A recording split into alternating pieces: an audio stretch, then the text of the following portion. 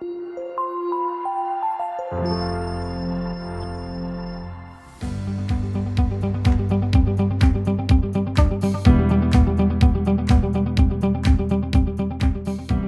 asked, Sir, isn't VLC vulnerable to light pollution or other light source?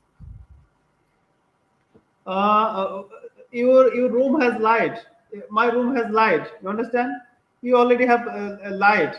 So I don't know how vulnerable to light pollution. You already have light. Your car, your car vehicle already have light. So you don't need to extra light. Very limited number of extra light. So this is not vulnerable.